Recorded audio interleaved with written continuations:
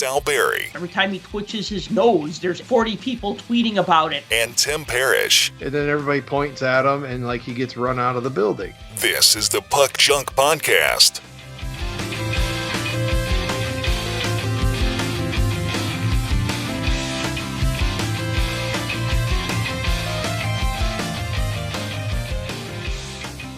Hello and welcome to the Puck Junk Hockey Podcast. I'm Sal Berry and with me is Tim Parish. And today we're going to talk about the 23-24 Upper Deck Series 1 hockey cards. Mercifully, the Upper Deck Series 1, Series 2, and Extended Series cards actually come out in the season that they're from, which is kind of a refreshing change of pace considering that we're still getting 22-23 product, and I think the cup is still MIA from like a year or two ago. We'll talk about a few other things, including some of the stuff that is going on in the NHL and some of the stuff that is going on in the world of hockey collecting. Tim, how you been? It feel like it's been forever. You know, I've been. There's a certain, I don't know what you call the right word, a certain thing in the air that is hockey season. Yeah, so it's nice. All things are good now. Oh, you know, I wanted to ask you, I'll bring this up. The NHL did this thing called Frozen Frenzy. And the first time I heard about that, I thought they were like selling a Red Zone package. Because they're like, well, it's going to be like Red Zone, but for hockey. And I'm like, okay, so you pay for this? But then you're like, no, it's just a one-day thing. And I'm like, okay. And you're like, and it's on a Tuesday. And I'm like, what? And I guess what the NHL did was they started games 15 minutes apart. And so I was like, all right, I'm going to watch this. But then a couple of my former hockey teammates who don't listen to this podcast, so I'm not going to mention them by name because they don't listen, so they won't know. But they were like, hey, we want to take you to a game because you're the reason why we're all friends, because I captained a low-level hockey team in like a D League. And we had like a draft, and I just basically drafted people I knew from my hockey lessons. And I'm just like, oh, that guy's nice. I want him on my team. That guy's cool. I want him on my team. Hey, that guy's halfway decent. But, you know, I basically built like a nice team. And a lot of these guys are still friends 10 years later. So they're like, hey, you were our team captain. And we were just talking about, you know, how we're still friends. And, you know, so we want to take you to the Hawks-Bruins game. And one of the guys is a Bruins fan, of course, so we gave him shit about that. And then he gave us shit because, you know, they shut out the Blackhawks. I was going to say, that was the good game to go to since they actually won. The Bruins. Yeah. Yeah. Well, I mean, it was a Hawks. We were at United Center. It was in Chicago. But you know what? It was a good shutout. I mean, Swayman got a shutout. Connor Bedard got the first ever goal of his career that was recalled because his teammate was offside. My friend Danny was at home watching the game and he texted me and he's like, dude, this ESPN coverage is hilarious because every time they interview a Bruins player, they're like, what is it like to play against Connor Bedard? I mean, holy moly. Can you like not roll your eyes at that question? Because it's like, you know, how does it feel to play against this kid who has like 5 games of NHL experience? And yes, he's highly touted, but still. So I read that to my friends at the game and they're cracking up. Like, I don't know if you watched that Hawks game or if you were just watching the 15-minute intervals of the other games or whatever. I flipped on the Frenzy.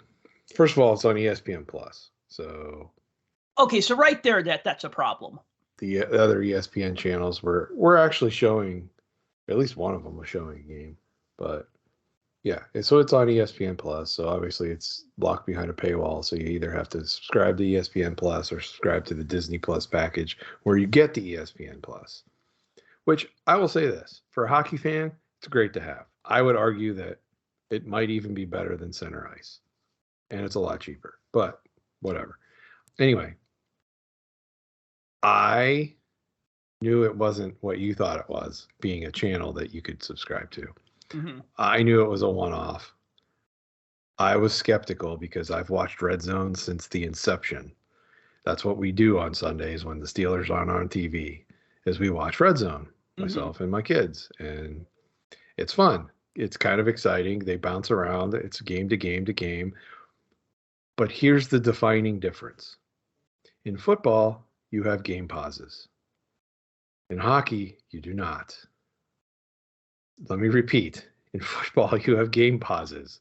So you hike the ball, you run a play, there's a pause between that point and the time they run the next play. So it's easy for a producer or whoever's at the controls to flip to the next game. And while they're watching the guys line up and get everything ready for the next snap, run a play on this game, and then flip back to this one. And you can flip back and forth, and you don't really miss any of the game action because of the pauses in between. And let's not forget, it's the NFL, so they throw a flag on every other play. So there's always delays. Hockey's action. They drop the puck, it's action. It's action, action, action, action, action. And even when they do blow a whistle and blow a play dead, it's blow the whistle, grab the puck, move it over to the faceoff, drop the puck. And it's back going again. There's really no pause. So to be able to whip around, like the whole point of this is, and go from game to game to game to game, you're going to miss a ton of what's going on. Now, they touted this whole thing as you're going to see every goal and every penalty and every fight and every crazy save. Yeah, but you're going to see them on highlights.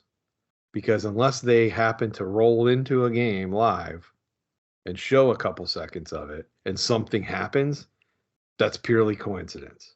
Because there's no way they could do it without being pre-taped. So really all you're going to be seeing is highlights. Oh, we were watching this game, and while that happened over in this game, so-and-so scored the goal of the year, and then you're watching it on highlights. So there's really no difference between that and watching like NHL Tonight on NHL Network, where they sit there in studio and they talk, and they're like, okay, we're going to send you to whatever. And then they show you like a couple minutes of one game, and then they flip to another game, then they go back to the studio, and they talk. Look, I like Weeksy. I've made no bones about it. I like Kevin Weeks. I think he's great as an analyst. He's great in studio. He's great on a broadcast. I like him. And I don't mind John Buccigross. But that's a lot to do for hockey. I think it needs a lot of tweaking. I think it has legs. Like, it certainly has legs, especially for the casual hockey fan. Just having all of that going on all at the same time. I think that's great. But for a hockey fan that likes to watch the fundamental parts of the hockey game, it's a little difficult. It was a little difficult. But I get it. I know what they're doing. This is how I would do it if I was going to do this sort of thing. Now, this is me just thinking out loud, and there's probably a lot of flaws in this. But the first thing I would do is I'd stretch it over a 12-hour span. Put it on a Saturday or put it on that Friday after Thanksgiving. That's when I just try to watch nonstop hockey. Usually NBC, when they were doing hockey, they would do the game at like noon the day after Thanksgiving. And I love that. What did they call that? The Black Friday grudge match. And it was always like the Bruins and the Rangers. I mean, something you could get excited about, or the Penguins and the Capitals. I mean, just a game you could really get into. But what I would do is you pick a day that's like a weekend, so that you can have a game that starts at like, say, noon or even 11 Eastern, right? So I guess that'd be 10, 9, 8. I don't know. Like, I'm just thinking out loud. Unless you live in like Central or Mountain Time, you're pretty much boned. Some of the games are going to be too early. Some of the games are going to be too late. I mean, a couple episodes ago when Clemente was on, I was asking him, what do you do when the Rangers play the Kings in LA? He's like, I don't even watch the game. It even just starts too late for us. I mean, but have a first game start at like 11 a.m. and then just every half an hour start a game. You know what I mean? Like, space them out every half an hour. That's one idea, although I guess you still kind of have the same problem. Yeah, still space them out a half an hour, but then maybe you do this.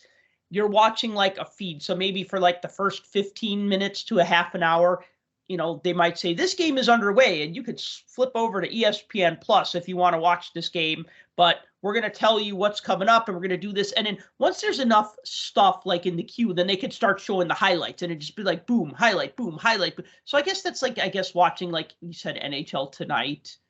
Maybe It's not as exciting because you're watching something that happened 30 seconds ago or maybe 30 minutes ago. I don't know. And then I guess that would be a 12-hour clip show. So maybe that's not very exciting either. I just like hockey. Noon to midnight hockey on a weekend day for me is just amazing. And certainly I can see that for people that have nothing else to do. Okay, I'm sorry. I don't have dogs and I don't have kids. I don't have dogs either.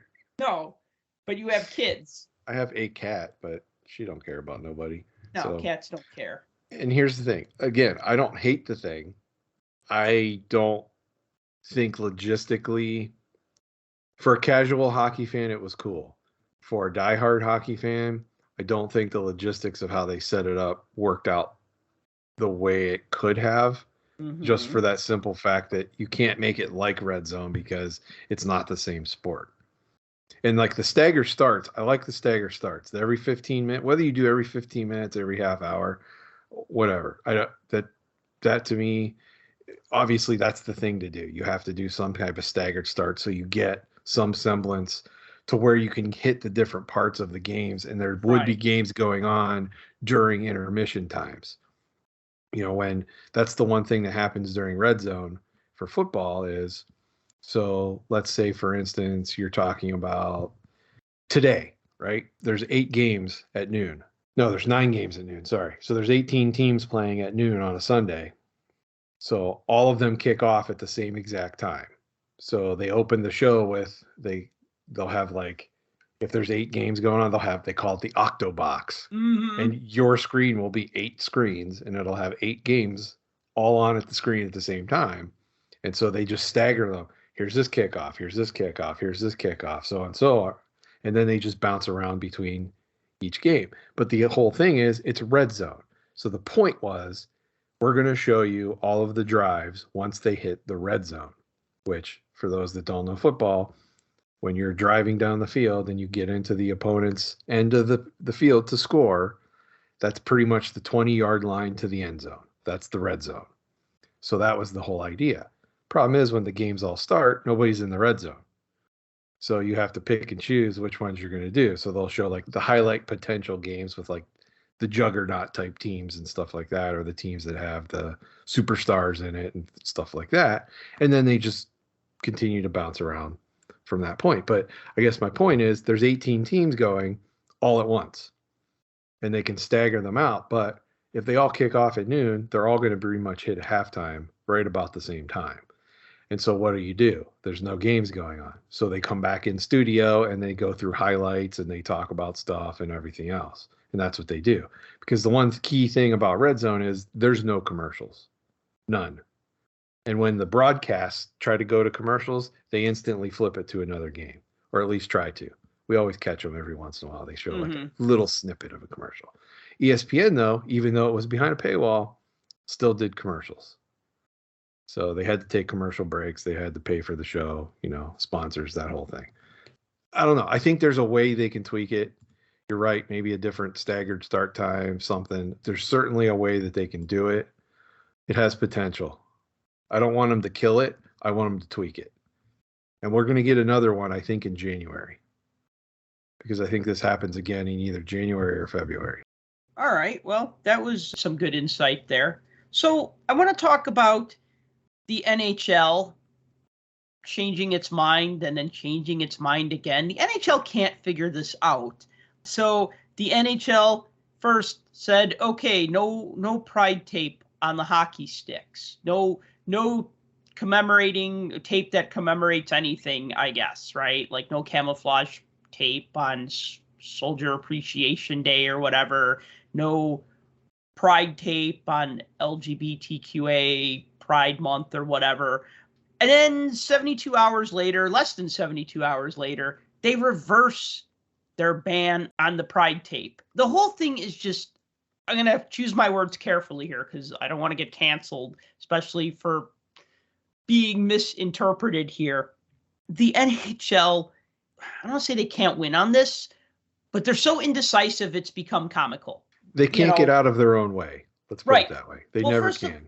First of all, when we talked about Ivan Provorov, and we agreed that there was more discussion talking about the one player who didn't want to participate than the other players who did, right? Like they were making a bigger deal about that, and that's a detriment to the thing, right? Because it's like, oh, let's focus all this attention and the one person who chose not to participate on is, what does this mean? Does this mean you hate gays? Does it mean, and it's just like, they could have just ignored that and the whole thing would have been fine. But they had to make a big deal about that. Why? Because sports media has to make a big deal about that. I mean, look at how they're making a big deal about everything that Connor Bedard does. Every time he twitches his nose, there's 8 cameras covering it, and there's 40 people tweeting about it, and there's post-game coverage of it, right? And it's like, so sports have just gotten so all-consuming about stuff that 30 years ago wouldn't have even been a blip on the radar. I mean, you remember how hard it was to find information about hockey, and you grew up in a hockey town. I grew up in Chicago, which was not a hockey town, for reasons I've explained a million times over.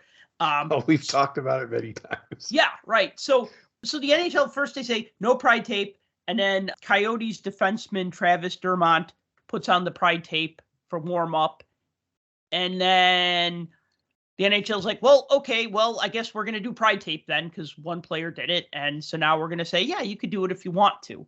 And I'm just going to offer this one parallel, and then I'd love to know what you think, but I know you've seen The Simpsons. The Simpsons always has a great Halloween episode every year. There was one back in 96. This is still one of my favorites. It was with Kang and Kodos, the space mutants. And they infiltrate Earth, and they're masquerading as Bill Clinton and Bob Dole. And, they're running for president. And so the one playing Bob Dole, because this is 96, or this is like right up to the 96 election, he comes out and he's giving a speech. And he comes out and he goes up to the microphone and he puts up his arms and he goes, abortions for all. And everybody starts booing. And then he goes, abortions for none. And then everybody starts booing. And then he gets this puzzled look on his face. And then he goes, abortions for some, but not for others. And everybody starts booing and throwing things at the stage. And then he's saying to the other one, he's like, I can't figure these humans out, right? And that's what this feels like. It's like, we're going to put pride tape on our sticks to show that we support this community. And it's like, boo, you shouldn't make players do that. You're horrible. And then it's like, okay, we're not going to have players do that. Boo, you're horrible. You don't support our gay friends. And it's like, what do we do here, right? So that's kind of just how I feel about the whole thing, right? Like, the NHL can't win, but they're also kind of bumbling in the process. It's a great comparison. Thank you. Thank you. That's a really, really good comparison. What, the Simpsons reference? Yeah, because that's exactly what it is. It doesn't matter what the NHL does. They're going to be wrong to some people. They're going to do the wrong thing because there's always a wrong thing. And that's the problem. We live in a world where everybody has to choose a side. You're not allowed to be in the middle. You're not allowed to not have an opinion. You have to have an opinion. You're either with the one side or you're with the other side. I know, and you right? You can't sit in the middle and have things that you agree with both sides. And you never will be from this point forward, because that's what we've created. We've created this giant monster. So here we are with something, I'm sorry, I'm just going to say the word, something stupid like tape on a freaking stick. Who cares? I understand It means something. I understand it's in support of a social cause. I get it. I understand that. So who cares? Put black tape, put rainbow tape, put silver tape, I don't care what you do. It doesn't matter to me. Like, that is insignificant. It's significant to the people doing it, so let them do it. If it makes them feel better and it supports everything that they believe in, and it helps people out somewhere, and it gets somebody else interested in hockey because they saw somebody with pride tape on their stick, great. I'm all for that. I'm not against it. I'm all for it, but I don't know that I'm for it for the reasons that I'm for it. I'm for it because to me, it doesn't matter. Right. Be what you want. Do what you want. I don't care because it doesn't affect me. Yes. You're allowed to live your life. You're allowed to do what you want. You're allowed to be who you want to be, because that's a whole part about free will, and you have free will and you can do that. Yeah, not everybody is like that. Not everybody's like me. Some people are going to jump out and be like, oh, no, you can't do that. Oh, it's horrible. I'm not like that. So in my opinion, people should be able to do what they want. I mean, honestly, when they got rid of the we're not going to do organized things that are going to be sponsored necessarily by the team, like everybody wear a pride jersey. Everybody wear this jersey supporting military. Everybody wearing jerseys supporting the police. Everybody wear jerseys supporting whatever, underwater basket weaving conventions. Whatever the cause is, when they decided we're not going to do that. And then they went further and like, oh, well, you can't use pride tape and you can't do this and you can't do that. And it's like, come on. Now you're mitigating like what color underwear people can wear and all of this kind of stuff. And I understand you're a business and your employees have to follow the rules of the business. I get it. But why make policies that are contrary to normal human behavior and then expect there not to be problems? Like, why? It's dumb. It's silly. So the fact that they even had to ban this in the first place, only to then turn around and backtrack, it makes them look silly. They should have left it alone. They should have never said anything in the first place, because tape doesn't hurt anybody. It doesn't hurt anybody's feelings. It doesn't hurt anybody's emotions. It's just tape. It's tape on a stick. It represents something to the person wearing it, and it might represent something to a person that may see it. But to everybody else that has no connection to it, why do you care? And so I mentioned earlier that I played beer league hockey, and my teammates and I, my former teammates and I, went out to a Blackhawks game together. And I'm reminded of when I was playing. Sometimes I'd be playing in 2 or 3 different leagues, and I remember there was this one opponent that I had. And this guy would always burn me. He was a good skater. I always played defense. He always played offense. We'd run into each other in different leagues. I'd be like, oh, crap, this guy's on that team too. All right, I got to defend against him tonight. And, we knew each other's names because we'd run into each other in like 2 or 3 different leagues. And he had pink tape on his stick. And in my naivety, I thought it was just because he was a hot dog, not realizing that the pink tape meant like cancer awareness or breast cancer awareness. And then I found out that actually it was his way of honoring his mother, who had, I don't know if she passed away. I don't remember if she passed away or if she had cancer. For him, it was about cancer awareness. It wasn't like he had pink tape on his stick because he was trying to stand out or be different. Like, remember how everybody made a big deal about Alex Ovechkin with the yellow skate laces and the tinted visor? Like, oh, he's a hot dog, right? Like, so, and I thought about that. I go, wow, that was very sweet of him to do that, with the pink tape. So I think that like just little symbolism like that, like even you said, it matters to the person who is using the stick or wearing the jersey, if they choose to. And, one thing I'll say is that the NHL did something kind of interesting this year when I basically highlighted all the best game night giveaways going on throughout the NHL this year. I noticed that a lot of teams have started doing these Pride Night type things, but it was like, if you buy a special ticket, then you get the Pride Night jersey, or you get like the t-shirt or whatever. So it wasn't just like, hey, welcome to tonight's game, here's your Pride Night t-shirt, because they're giving out 18,000 t-shirts, and maybe half of the people don't even necessarily want it. And I'm just kind of giving a vague example here. I don't have an example off the top of my head.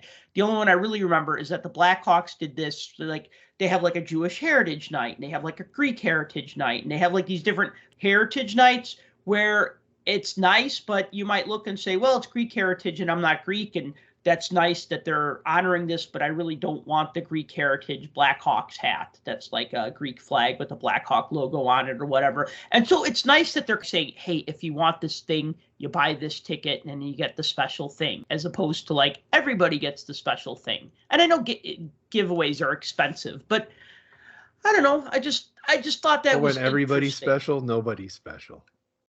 Right? Kind of, but everybody is special. Yeah, okay. Well, I don't buy into the participation trophy thing. I don't think it's that though. I don't think. But you even just said it. You go to a game, right? You just go to a game. You didn't know it was supposed to be Pride Night, right?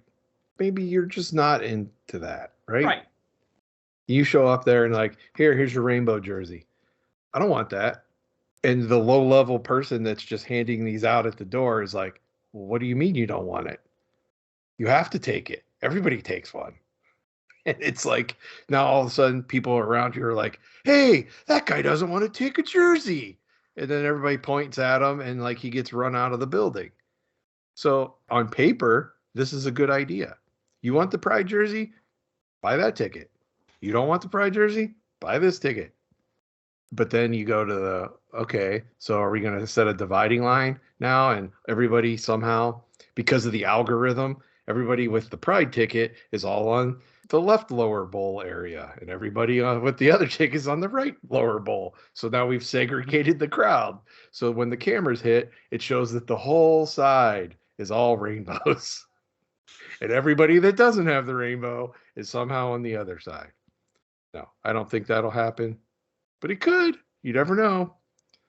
I'm just saying, I think banning it is bad. And forcing everybody to do it is also bad. Just leave it alone. Just leave it alone. If you're going to support a community night, great, do it. Because when the NHL took this away and basically said, hey, you know what? Some people complained, we're not going to do any of it. When that became like the hot button issue, and then what did we have last year? Like half a dozen players in the entire league like made a stink about it in pregame warmups. Seven. I looked it up this morning. It was seven. So 7. That's 1%. Three of them were Stahl brothers. So I mean, or it was either 6 or 7, and half of them were Stahls. So yeah. So if there were 7 and there's 700 players in the league, so 1%. We had 1% of the players complain about this. So if 99% of my staff is all for it and 1% isn't, I'm sorry, but that 1%, sorry guys, you lose. So voice your concern, walk in, do whatever. This is what they're going to do. If you don't want to do it, great. They're going to do it.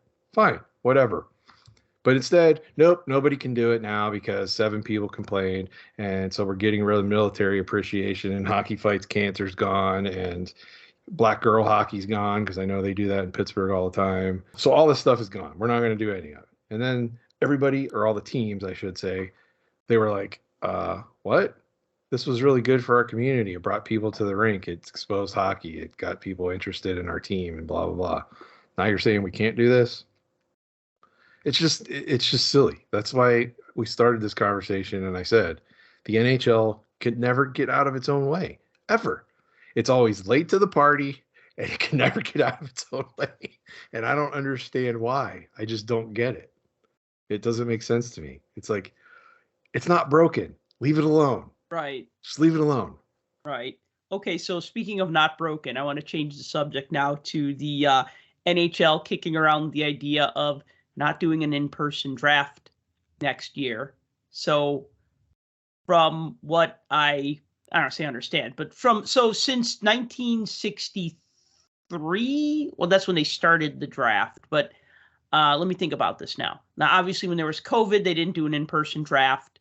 But basically, you have all the teams get together in one location. You have all the draft prospects get together in one location. You have the draft. I went to the draft when it was at the United Center in Chicago. It was an interesting experience to go to. And what they want to do now is, I guess what they want to do is they want to have all the teams stay home. And then they want to have, I guess, the prospects go to a central location so that when they get drafted, they could be interviewed and stuff like that. The complaint is that the teams have to basically fly all their personnel to one location, and then they have to fly back. It's a big expense. And so that's one complaint about it. And I say too effing bad. I think it's fine the way it is. I think it was kind of amusing when there was COVID. Not that anything was amusing about a pandemic that killed many people, but what was amusing when like everybody was on a Zoom call. And remember when the youngest Hughes brother was drafted, and didn't his brother like surprise him with the jersey or something? Or was it was all the Hughes? They were like all sitting on the couch together. That was it, right? Yes. Yeah. And yes. That was when Luke got drafted. Right. That's it. Right. Yeah. Okay. So you kind of do funny things like that when the situation, is like that. But I think the way the draft is right now, it's great. I mean, you have all the teams together. It's kind of like a who's who of hockey. I mean, if I was a player getting drafted, I would want to shake the hand of the person who was drafting me and like be so excited to put on that jersey and stuff, and then you know, get all the interviews and stuff like that. I mean, you know, that even happens with the later draft picks. I mean, if you watch the second day of the draft, they have a lot of time to kill, so they'll talk to people, and I think that they're saying, oh, well, it's expensive to fly all our people. And, you know, I mean, if you're a scout, this is like the one thing you get to look forward to, right? This is your, I don't want to say your vacation, but this is like your business trip, I think, that you would look forward to, like after you're scouting in Europe for like 10 months. And then it's like, okay, now you're going to fly to Nashville where we're going to have the draft. And, you know, you're going to, I don't know. It just, Well, and that's exactly it. You had so many members of team staff that didn't normally get to participate in such things, actually get to go and do stuff. Like you said, scouts are off somewhere, you know, most of the time. If you're a US team, you have scouts up in Canada all the time. You have scouts in Europe, and they're like gone. You never see some of these guys, you never see. You're always communicating with them over the phone, via email, over Zoom, whatnot. You never get to see them. So it's one chance for everybody to kind of get together. But I don't know. Here's the crazy part. Like, I looked at this and I was like, okay, no one's going to vote for this, right? Everybody voted for it. It was like a unanimous vote. So that's crazy. Like, so none of the teams, like none of them essentially wanted to have in-person drafts. And I heard a couple GMs talking about it on NHL radio. And one of the things that they mentioned is every time they have these, they're always trying to find innovative ways to communicate with each other at close range. Because the problem is they do the draft floor, right? It's usually in an arena where you have the floor area, whether it's a hockey rink or basketball court or whatever would normally be down on the floor of that arena. You rope the whole section off, you build the stage, and then all of that floor area are all the tables for the staff of all the teams. And you look out over it, and it's like, here's the Canucks table. And about 18 inches away, there's the Oilers table. And about 18 inches from there is the Flames table. And about 18 inches from there is the Ducks table. And so it's like you're sitting around the table trying to make a decision on who you're going to draft, and you're going through your strategy and you're looking at, okay, well, if we don't take this player here, but we're still interested in him because we want this player instead, are the Ducks going to take this guy? Meanwhile, the guy from the Ducks is just over your shoulder and heard exactly what you just said. And so they're scrambling around going, where is this guy? Can we steal it from him? You know, Right. Can we force them into a position to make a trade? This, that, and the other. So the close contact, I never thought of it that way, but I'm like, it's kind of interesting. And they're always like with the phones and, you know, all of that kind of stuff. So, I mean, the draft's been on TV since like 1984, I think. They've been doing it this way. And so it's had that same format. And has it gotten a little stale? Maybe. Us hockey people, we like things to be the same. We don't like change. We fear change.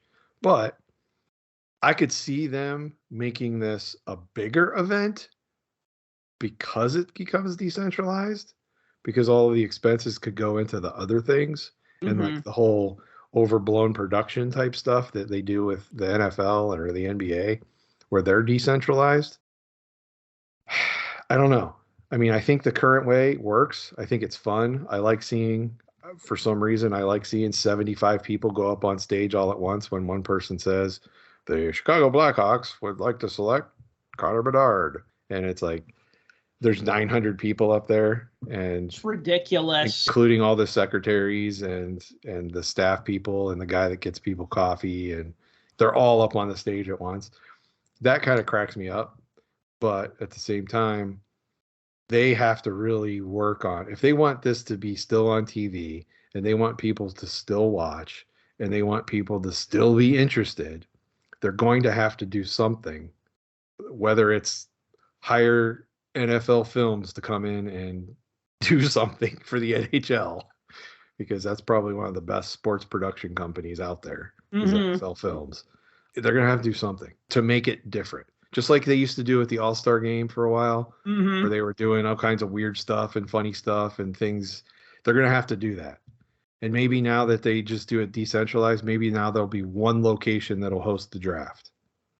They could do it in Vegas or do it somewhere. Or maybe they'll still bounce the draft around where you can bring in all the draft picks. I don't know. I don't know what the thing is, but the fact that next year we still don't have a place for it, and now that the teams have pretty much overwhelmingly voted to make it this way, they better do something quick. You're going to have to come up with something quick. I would be annoyed if I was a 17, 18-year-old kid who, was getting drafted or was probably going to get drafted. And like I had to fly into a city and like pay for the hotel and the plane and stuff. And then like, the GM that drafts you isn't even going to be there because they're all back in their home cities. You know what I mean? So it's like, well, we'll still make the people who are getting drafted be inconvenienced. I know it's not an inconvenience. I mean, it's something you look forward to.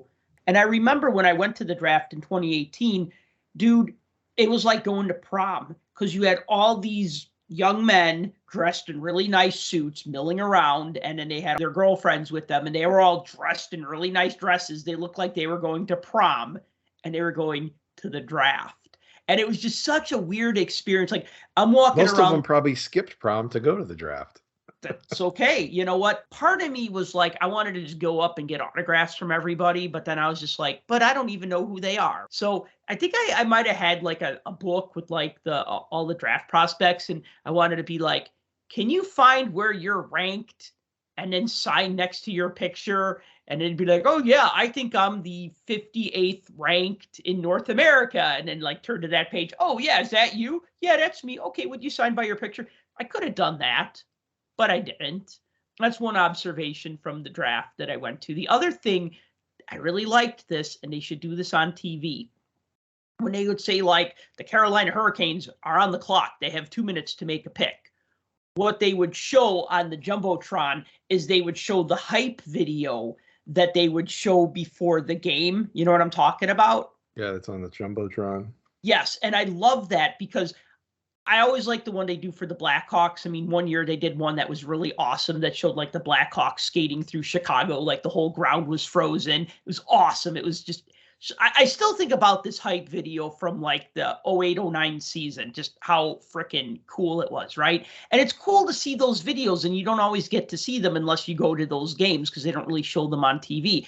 And that's what they should show during that 2 minutes instead of listening to the people say, well, I think Anaheim is going to take this player because they really need the defenseman. And I get it. There's always time for that. But just showing that hype video is a cool way to kill time because watching the draft is kind of boring. And it's even more boring in person because everybody's like that big when you're sitting in the nosebleeds. But that's something I would do.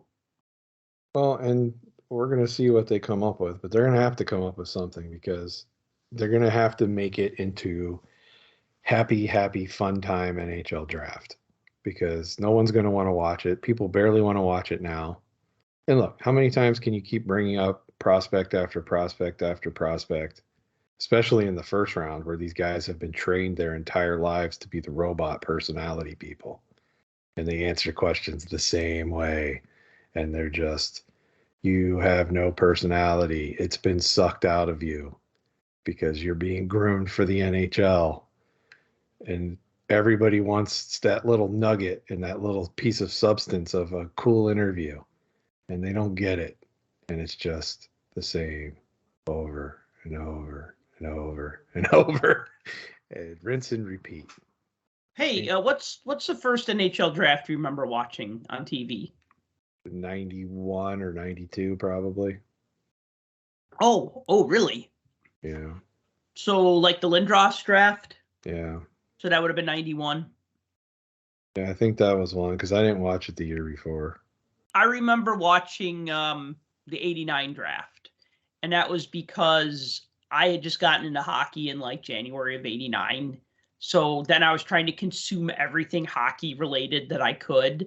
I had some games that I had taped, and I, watched the finals, even though the Blackhawks weren't, they got eliminated by then, but I was just so into hockey. I mean, it was definitely like a love at first sight for me with hockey. Like when I got into it, I got way into it. And so like that first 6 months, I just tried to consume anything hockey related. So it was like, okay, this draft is happening and this is where the new players are going to get picked. And, I was still relatively new to the sport, but I watched it anyways because I'm just like, well, this is something hockey related. And what else am I going to watch? Right. And I remember they drafted Mats Sundin first overall. The Quebec Nordiques took Mats Sundin first overall, and they're making a big deal about it because they're like, this is the first European player to get drafted first overall. And I'm like, okay, cool. I'm witnessing history here, right? And so that was kind of cool, but it was boring. I mean, it was back in the Sports Channel America days, but it was still just something to see. And then I remember watching the 90 draft when Jaromir Jagr went 5th overall, and they were talking ahead of time and they're like, well, this is the top 4, but then there's this kid from Czechoslovakia named Jaromir Jagr, and he might be the best player in the draft. And I remember I want to say they had a picture of him and then they stamped best player ? Right? The cheesy 90s graphics, they're like, but he might actually be the best player. And that's still up for debate if it's Jagr or Brodeur. I know you're going to probably lean one way and I'm going to lean the other way, but that can be a discussion topic for another time. I don't compare goalies and skaters. Fair. I like that. That we could just end it there. I separate them. Yeah, no, absolutely. So there's a couple of hockey documentaries that are going to be coming out on Amazon Prime in 2024. So the more interesting of the two is called Chosen One, Alexander Daig. And it chronicles how a record-setting junior hockey star, charismatic French-speaking teenager Alexander Daig was positioned to become a savior for both the city of Ottawa and the Senators, a team that desperately needed goals and fans. With overwhelming expectations, Daig fell short of what the team and fans had envisioned. Decades later, Daig reflects on how he navigated the gap between people's projections and his everyday existence to love life and hockey while living with fans' pronouncements of his failure. So that's the first one. The other one is called Saving Sakic. Follows the saga of Colorado Avalanche chairman and CEO Charlie Lyons as he looks to secure big dollars to save his all-star captain Joe Sakic. After an unprecedented offer from the New York Rangers to Sakic, the captain and lifeblood of Lions' beloved NHL franchise, Lyons had 7 days to find $15 million or lose everything he spent years building. Lyons has no chance to beat the ticking clock, but somehow he finds a lifeline from an unexpected place, Hollywood. So, 2 hockey documentaries. These both sound interesting. Obviously, I want to see the one about Alexander Daig because I think there's a lot I don't know about that. But as we all know, the Colorado Avalanche were able to keep Joe Sakic. But I do remember him getting that offer sheet from the Rangers and just thinking damn, damn, It was remember when Carolina tried to pry Sergei Fedorov away from the Red Wings? Yeah. Some ridiculously crazy bonus-laden contracts. Those are always interesting too when you look back later and go, wow, a what if. I find it interesting that those are the 2 documentaries, though. On one hand, you have a story that a lot of hockey fans maybe knew about, but never put a lot of thought into. Mm-hmm. And that's the Sakic deal. Mm-hmm. Like you said, you remember hearing about it and you thought, wow, that's a lot. And then you probably went on with your life and never thought about it again after that. Meanwhile, with Daig, he was the phenom. He was supposed to be that guy, the next one. Mm-hmm. And he was going to be huge. And he was going to be everything. From the hobby side, holy cow. It was just that was it. He was the guy. You had to get his cards. You had to buy the product with him on it. He was being used as a promoting tool for various products and stuff. And he was it. And then he gets in the league and it's okay, yeah, he'll get there. All right, next season, okay, 37 point, okay, well, he'll get there. And then then he only plays 50 games and it's 5 goals. What's going on? And then he plays a full season finally in 96 and has 26 goals. And you're okay, he's getting there. And then he never scored more than 10 goals except for I think once. after that. And it was just like, wow, talk about a swing and a miss, to use a baseball terminology. But what was it? Was it pressure? Was it, the fact that he just wasn't that good? The fact that his junior skills couldn't translate into the NHL? Was he on a bad team? Did he not have supporting cast around him? What was it? I think that it's going to be a much more interesting type story. That and the fact that he's a Penguins legend. So, how many games with the Pens? 33. Okay. He played 33 games for him in like the 02-03 season. One thing that I found recently, we're all guilty of this as card collectors. We buy stuff, we put it in a pile, we forget about it, and then one day push comes to shove and we need to put it away or whatever. And I was clearing stuff off my dining room table because I was going to have company over. And I'm like, well, I don't want to look like a slob. So, and you have two options. You either option A, you throw them all in a box and then forget about them, or B, you actually try to put them away the way they're supposed to. And I kind of did a little bit of both. But one of the things I found, this was something I picked up at the Toronto Expo last fall. So now we're looking, this has been on my table for like 10, 11 months. It was a photo of Alexander Daig in a Pinnacle jersey, because Pinnacle Brands, formerly Score, so Score hockey cards, Pinnacle hockey cards, same company back in the day. He was a spokesman for Pinnacle, and so this was like a promotional photo of him in a Pinnacle jersey. And I just thought, oh, this is cool. For $5, hell yeah, I'm buying this. You know what I mean? On all his cards, he either showed up on his junior jersey, or I think they were all like Sens jerseys, because Pinnacle had some sort of, they had a deal with him where they like photographed him ahead of time. Now people get angry. Oh, it's from a rookie photo shoot. But that's what Pinnacle was doing in the 90s with Lindros and Daig. I mean, that's how they got him in their product so early, doing a photo shoot with them. Anyway, so I found this photo that I had forgotten that I had. Such a cool thing. I love promotional things like that. What I want to know in the documentary, this is what I'm really hoping that they answer. If he actually put on the nurse's uniform for that print ad that ran in magazines and comic books back in 93, you know the one I'm talking about? I don't. Okay, so it was... But I really want to. It was an ad. It ran in Beckett Hockey. It ran in some comic books because Score was very good at advertising in the comic books that I read. And it said, the only way to get a card of Alexander Daig in his Ottawa Senators uniform is to buy Score Hockey Series 1. And it had a picture of him dressed as like a Mountie, and a picture of him dressed as a nurse, like with the white tights and like the skirt and like the nurse's hat, like a woman nurse, like what you think of when you say nurse, right? Like so like it was like 6 different like not photos. A real nurse, but one that's portrayed on soap operas and porno. yeah, with the red cross on the hat and everything, right? No hospital ever has had a nurse that looked like that, but yet somehow on TV we're supposed to think they did. Right. So it had him in like 6 different uniforms or 6 different outfits, but not an NHL uniform. So that was the whole thing. The only way to see Alexander Daig in his NHL uniform is to buy Score Series 1 or Pinnacle Series 1 or whatever.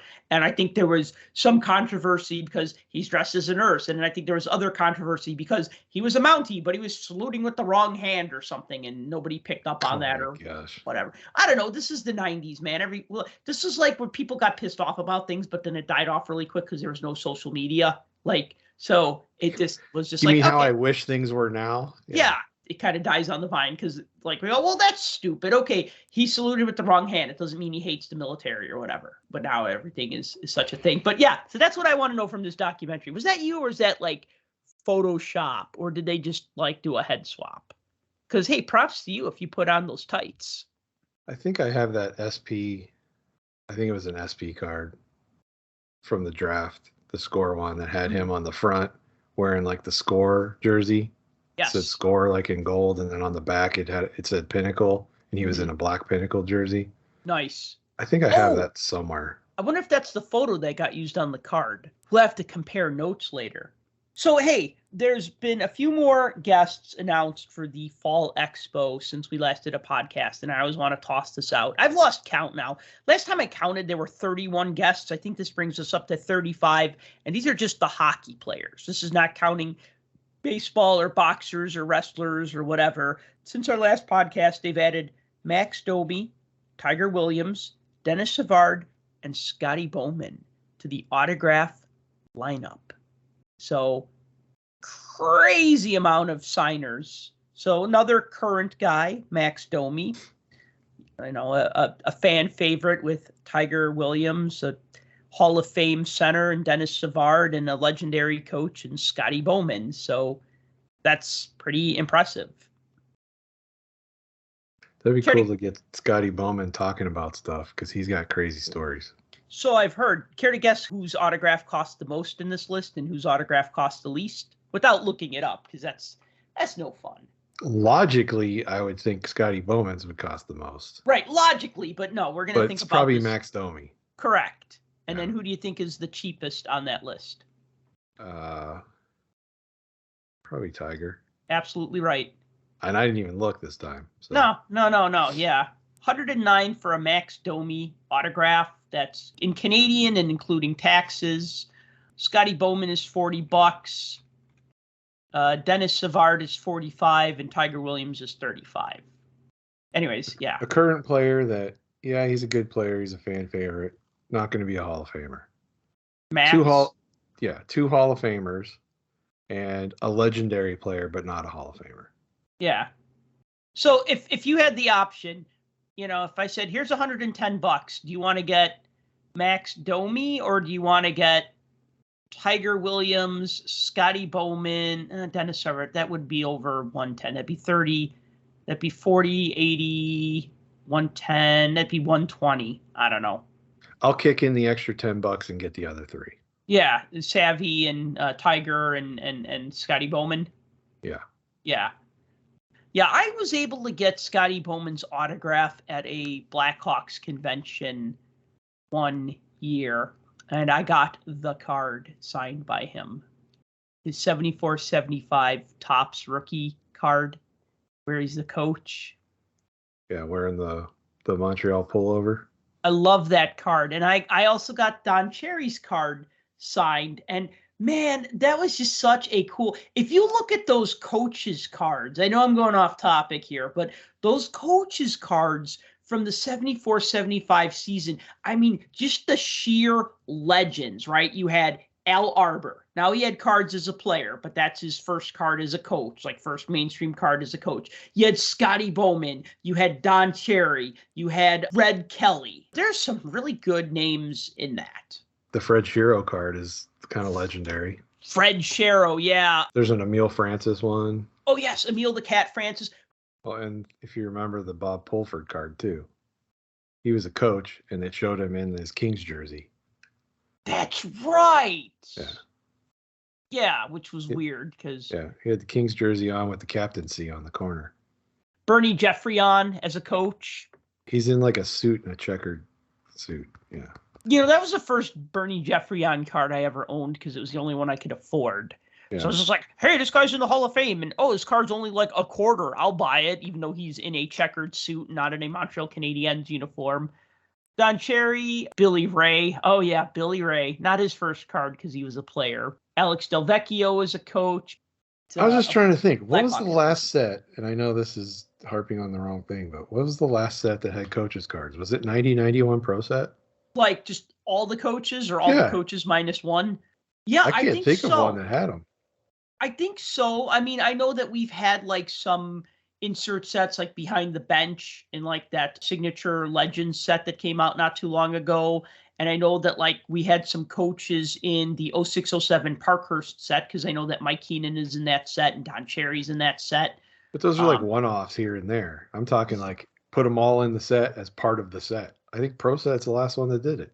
Yeah, the problem with that is that in order to be in a set of cards of like current players, you need to be in the Players Association. That's just how it is. You know what I mean? So like the PA isn't going to be like, well, you could give some of the money to the coaches, right? They want to get all the money from the cards, right? Because people are buying the packs of Upper Deck Series 1 because they want the players in the set. The drivers of that are not the coaches. Like you and I like that stuff, like the coaches and the refs and stuff like that. But like people are buying it because it's got Crosby and McDavid and Bedard and Ovechkin and whomever else, right? Those are the reasons why people buy the hockey cards, not like, oh, this has got a card of Luke Richardson and Bruce Cassidy and Peter Laviolette as coaches, right? Like we would geek out on that, but yeah. Well, Upper Deck does have the NHL alumni license too, because they have all the products with the alumni stamp on it. Yes. That they come out with. So, and in today's day and age, there aren't many head coaches that weren't players. So I wonder if they're all part of the alumni association, that it would fall under that clause. It's a good point. It's a good point. I can't even think of a coach right now that didn't play at least one game. Well, maybe was Tortorella a player?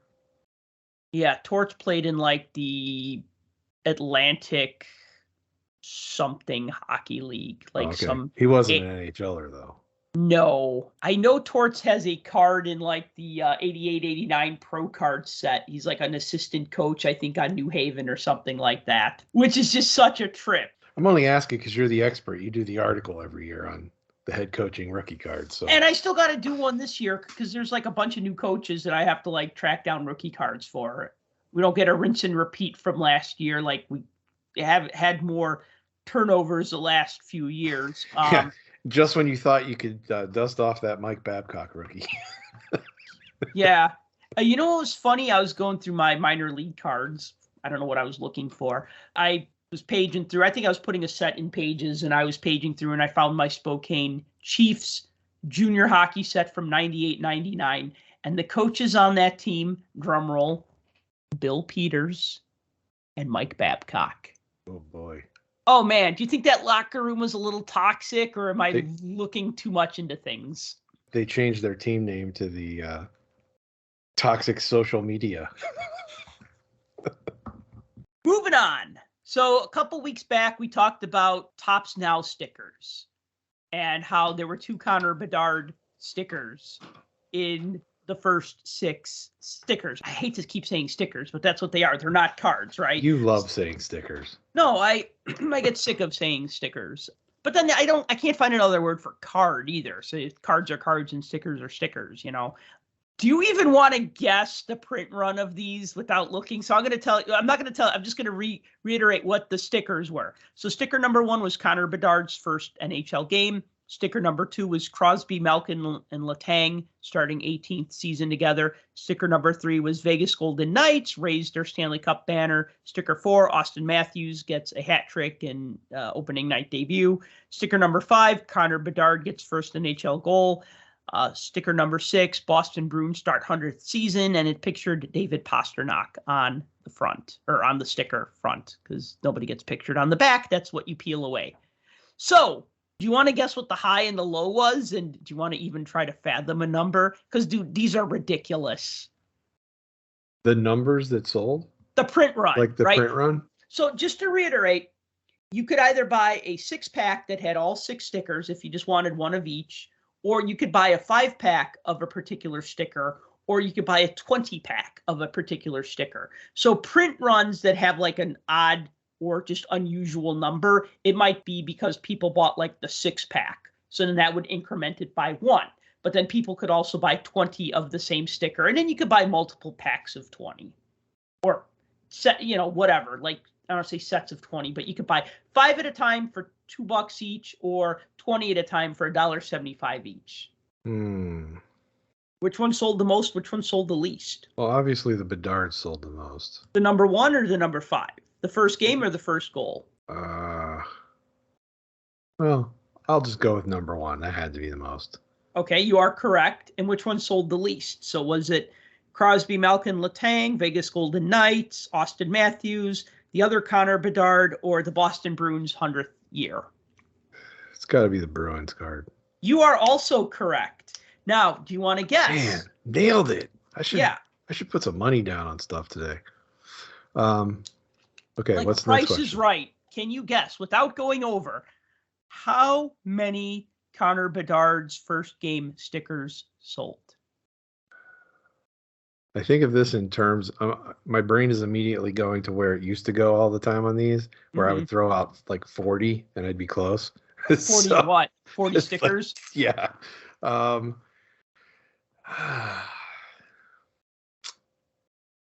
Could it be in the thousands?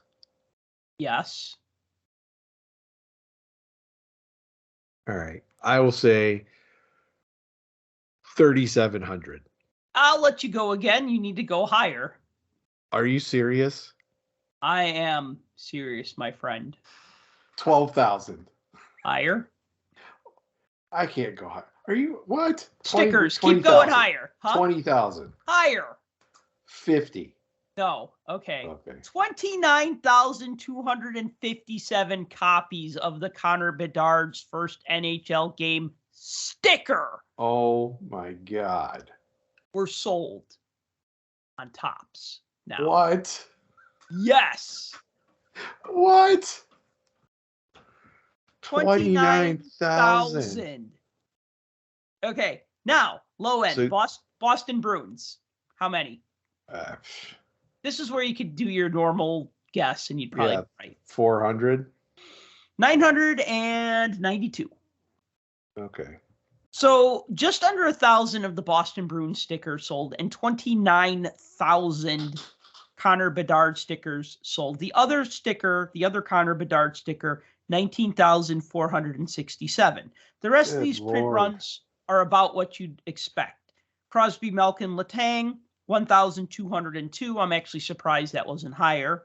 Vegas Golden Knights, 1,477. Austin Matthews, 1,042. So there you go. So 29,000.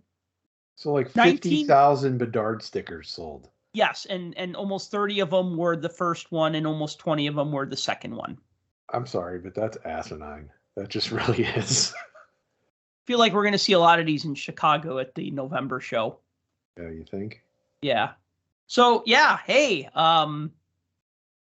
Topps Now stickers, yay. I mean, they probably, somebody shit their pants when they're like, we sold 29,000 of these things that we could barely sell 1,000 of, right? Because you look at like the Bruins one sells less than. Remember how ridiculously low those print runs were getting, like 400, 500. That's why I said at one point in time, a couple hundred. That was good. Right.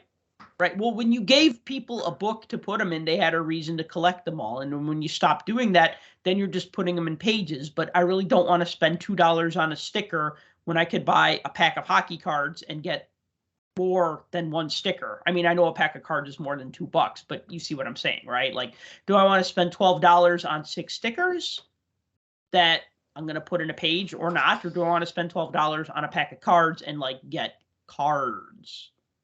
So think about this for a second. Yep. You sold 30,000. We'll just say sticker number 1. 30,000 of these sold. Right. The drive for these is generally the parallels that they throw out there. So there were the blue ice and the gold ice. Yep. Blue ice is out of 10. Gold ice is out of 1. Mm-hmm. That's it. The rest of them are base. Mm-hmm. 30,000 stickers and 10 of them are blue. 1 of them's gold. That's the odds on that. So that's like the equivalent of what's going to happen here with the Young Guns and the gold 1 of 1 version of the Young Gun when it hits. There's going to be 300,000, and I might be exaggerating, but I put might in big bold letters. 300,000 of the base card, and there's going to be 1 gold parallel and 10 of the high gloss. That's the same comparison. Yeah, it is. And you know what? They should have probably scaled those blue iced parallels, because I even remember like when Topps Now originally did its thing, it was like 1 in every 5 packs would have like a gold parallel, or it would have the retro. The retro ones, I insert, know, and that was cool. Like you had an incentive to buy 5 packs, and then you knew you got 1 of them, right? Like if the odds were with you. But so anyways, I just think that's crazy that 29,000 Connor Bedard stickers and then another 19,000, and then the rest are like 1,000. 1,000 and just under 1,000. And that's why I think those numbers were scaled that way. If you normally sell 1,000 of something and you think, well, this one's better, so we're going to sell 10,000. So we'll leave the numbers at 10 and 1 on the parallels. And then you sell 30. Yeah. Ugh. That's crazy. That's a lot of stickers. So, okay, now on the other hand, you had Upper Deck do its game dated moments. They did 5 cards. 2 of them were Connor Bedard, first game and then first goal. They staggered them. So I'm using Chicago time because that's where I'm at. So this is how I just, set a little reminder on my phone that at 11 a.m., the first Connor Bedard card was going to go on EPAC. 11:30, the second card went up. 12 o'clock, 3, 4, and 5, the Austin Matthews, and then the 2 other rookie cards went up. And the rookie cards had print runs of 1,199, and the non-rookie cards have a print run of 599. So here's what happened. At 10:55, I went to EPAC, I logged in, went to the EPAC page, made sure everything was good to go. You don't want to log in when you're trying to buy something. You already want to be logged in. Right. At 11 a.m., I refreshed the site and it crashed. Like, I hit reload and the screen went blank. So I kept hitting refresh, and then at 11:02, because I kept getting little error messages, and then at 11:02, I was able to see the pack. I was able to add 2 of them to my cart. At 11:04, I go to the cart. None of the buttons are highlighted. The keep shopping, checkout, remove, all those buttons are dead, right? I can't do anything. So then at 11:05, I whip out my phone. I'm logged in on my phone. I go to try to place an order. I add the 2 packs to the cart. I go to my shopping cart. I check out with PayPal because it's faster. And then at 11:06, so a minute later, I get logged off EPAC. Instead of saying congratulations for your order, it just logs me off the website. I go back to the browser, the computer I'm sitting in front of, and I would hit reload, and I'd get like the EPAC logo, and it'd say, "We are performing site maintenance." Like that was their go-to error message, right? Okay, now it's 11:10, and I am trying to do a checkout on my computer, and then it is basically said we can't process your order. And I guess because they were sold out, although it still showed them as being in stock, but then at 11:11 a.m. they were sold out. And that was the first card. The second card was a different story. 11:30, I refreshed the website. 11:31, I was able to purchase the 2 cards. And that was it. So like literally everybody and their mom was trying to buy the first card. And then I guess the second card, only I was buying it because at 11:30, I refreshed. At 11:31, add 2 to the cart, go to checkout with PayPal, boom, boom, boom. It's now 11:31, and it says, thank you for your order. Everybody and their mom was ordering. And However, was because of their moms it crashed. That card now sold out at 11:36. I think the first card sold out sooner than 11:11. I think it sold out sooner than 11 minutes. I think that just so many people are trying to buy it and the site was so slow that they might have sold out at 11:02, but the site was just so overwhelmed with orders and stuff. Remember, you got a lot of people trying to buy just 1,200 cards, and you could buy 2 at a time. So, which is weird that you could buy 2 at a time, but they limit it to $11.99. So I guess the person who buys it last can only buy 1, which is better than none. Okay, then at noon, cards 3, 4, and 5 go on sale. At 12:04, they're still available. Finally, at 12:10, the Matthews card sells out. That one's only limited to 599 copies. By 12:18, cards 4 and 5 are sold out. So the first card probably sold out in a minute, but I'm saying 11 minutes because that's when it told me it was sold out, but it was probably really a minute. Card 2 sold out in 6 minutes. Card 3 sold out in 10 minutes. Cards 4 and 5 sold out in 18 minutes. So that was a lot of people trying to buy that first week of game dated moments. Yeah, I mean, I'm like trying to buy and like One of the people who's a member of our Facebook collecting group is like, he's messaging me. He's like, "Hey, are you trying to buy the card? I'm trying to buy the card and I can't buy it." And I message him back. I'm like, "I'm busy now. I'll talk to you later. I'm trying to buy the card." That's nuts. I hate to say it though. I kind of knew that was going to happen. Of course we did. But to that level, yikes. Swifties, I feel your pain. I know what it's like to want to buy something and not be able to get it. And of course, I'm referring to trying to buy Taylor Swift concert tickets and not being able to. And I can relate now because I tried to buy something, not a ticket, but a card. Well, I've said it before, and my conspiracy theory mind sticks to this. And it makes me feel like there's so many things that Upper Deck could do with the EPAC platform to prevent things like this from happening. With the technology that's out there and the IT departments that companies have, you would think there would be fail-safes. There's not. And it makes me think like they want this to happen because regardless of whether it's good, bad, or otherwise, the publicity of it is worth it. I mean, it's free advertising. Here we are talking about it. I mean, yeah, it's free advertising. What good, bad, or otherwise? I don't know. Call it conspiracy if you want. I think it's marketing. Let's crash our site. Marketing.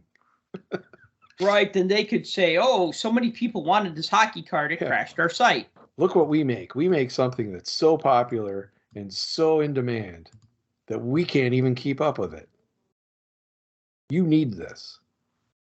I don't know. That's just my conspiracy theory brain, but let's talk about Upper Deck Series 1, 23-24 Upper Deck Series 1. You actually beat me to the punch. You've bought some. I don't have any yet. So you're going to talk more about that than I will because I haven't actually held the cards, looked at the cards, smelled the cards, done all the things you do with the cards to really experience opening Series 1. Hey, now.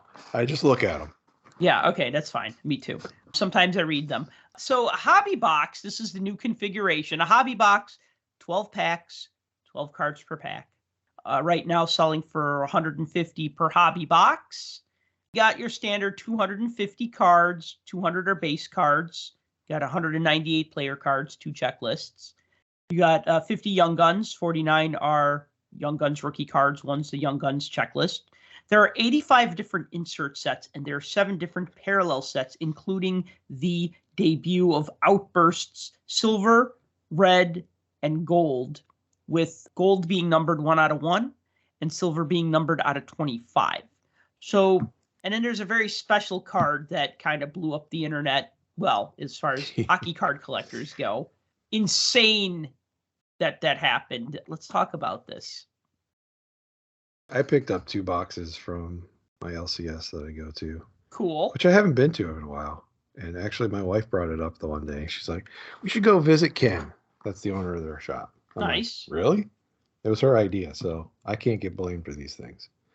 But yeah, and he had them, and they were a good price because you're finding them online all over the place for $150, and that's what his price was. So nice. I was happy with those. Now some of his other stuff, but he had more hockey than I've ever seen. Ever. I've been shopping with him for 30 years. That's not a joke. 30 years. He used to be over in Illinois. He moved over here like many, many, many moons ago. But yeah, I've never seen this much hockey in a shop.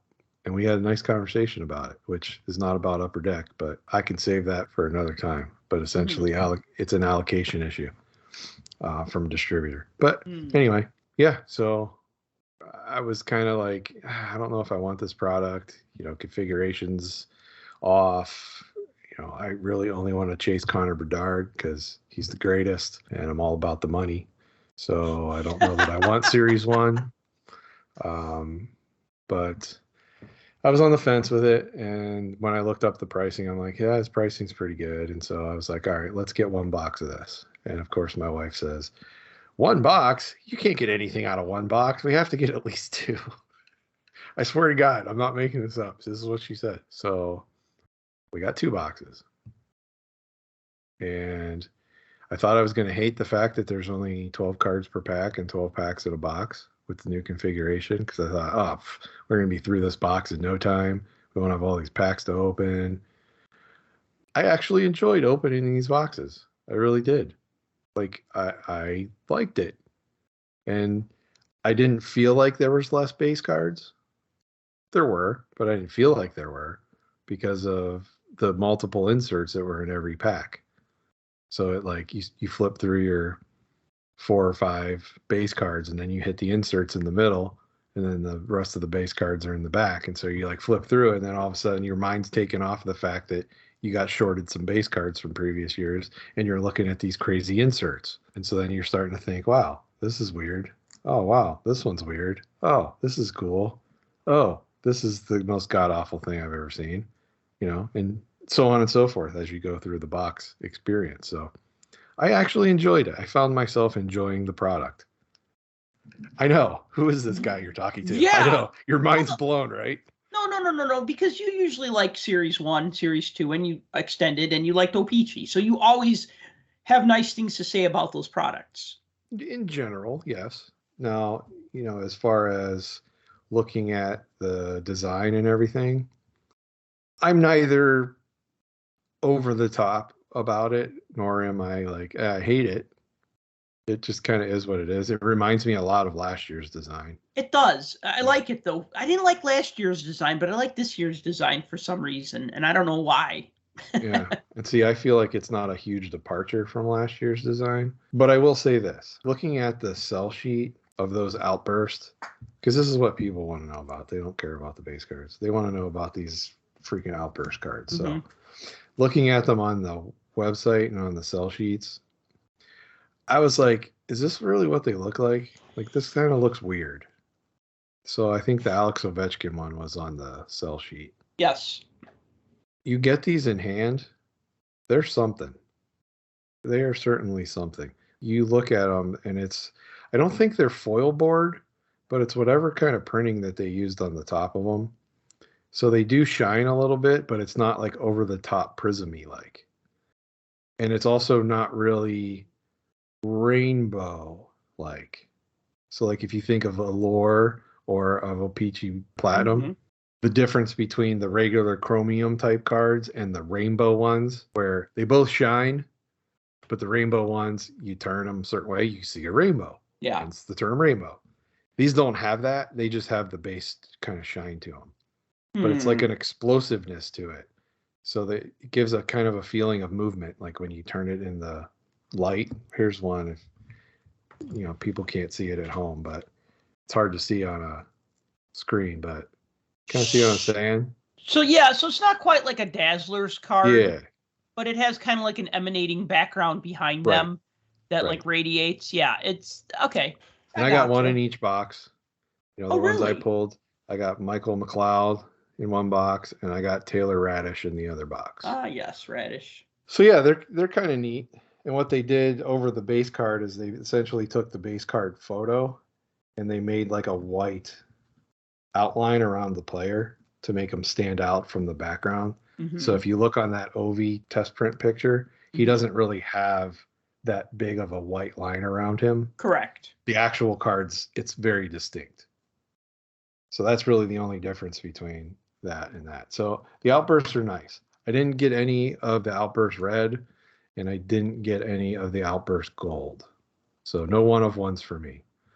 Nor did I get any of the red, which I thought was weird. But I did get one deluxe card out of one box. So out of the 2 boxes, I got one deluxe. I could do without those. Well, what makes them deluxe? Because that's a new set of parallels this year. So deluxe, they decided to number these out of 250. They use blue foil, like a kind of a sky blue foil. And then they have the stamp number like that they've been using. I think it's when they changed the font on the numbering when they went to like the Italian printer. So they have that newer font, and it's over on the side in gold. But on the bottom, distinctly, you have a deluxe card because the silver embossing is now blue, and it also says deluxe on the card. So if you look at the one that I got a Trent Frederick. So if you look down in the corner, you see the blue Bruins logo, the blue line, and it says deluxe on the very bottom. Now, is the player also in that blue or no? No. No, the player okay, so is not in blue. Standard print on the front. It just has some blue foil. Yeah, only the foil's been changed. The Upper Deck logo, the team logo, the lines across the bottom, they're all in that blue color. So, Gotcha. but these are numbered out 250. Here's the thing: we already had the base card. Obviously, we already have the exclusives numbered out of 100. We had the high gloss numbered out of 10. I was fine with that. I don't think these are necessary. Why add another 250? I don't know. That's overkill. These don't do it for me. The Outburst, I'll give them the Outburst. The Outbursts are kind of cool. But the Deluxe, Yeah, I mean, just changing the foil color, they do that anyways. Or they did a lot of the times, like with the UD exclusives and the UD high glosses. And the thing with those, too, is you got to look at the fact that this is also going to be a crossover e-pack product. Right. So you're now going to add the element of, I can take 10 of these and turn it into a gold card. And then I can take 10 of the gold card and turn it into a Spectrum card. So you're going to have those other parallels available through e-pack, too. So adding this Deluxe just, to me, seemed like, I don't know. I get it, but that's a no for me, dog, on that one. So beyond that, I, of course, did not get the Connor Bedard unannounced draft pick card. With him holding up a number 1 in his generic Blackhawks jersey and his nice little hat. You know, we didn't hear about this, and Upper Deck always does an Easter egg or 2 or 3 or 10. These are always in every product. This is a NHL draft card, which they have been doing draft cards in extended the last couple years, and adding that to, like, they'll do a few Young Guns, and then the back half of the Young Guns will be these draft pick cards. This is the same kind of design as what those draft pick cards would look like, but nobody knew about it. It wasn't on a checklist. Nobody talked about it. It was a secret. And then all of a sudden they started popping up. So the questions were, how many of these are there? Are there 10? Are there 100? Are there 50? How many are actually out there? Because it's obviously a short printed card. Well, yeah, it's going to be short printed just like Young Guns are, maybe even less. But there's a ton. As soon as this product hit, they were everywhere. They're all over eBay and all of the different platforms, and people had them offered for sale. And good Lord, I don't know how many there are. I really couldn't tell you, but it's more than people think it is to drive the price up to where it did initially out of the box, I think. But again, I wasn't disappointed that I didn't get one. Would it have been cool? Yeah. I don't think I got any of the other unannounced Easter eggs either.